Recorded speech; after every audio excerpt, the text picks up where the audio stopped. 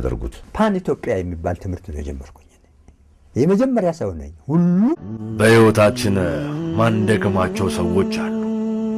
አንዴ ከፈጣሪ በሕይወታችን ትልቅ ተደርጎ ይሰጡንና ካጣናቸው ልንመልሳቸው ማንችላቸው።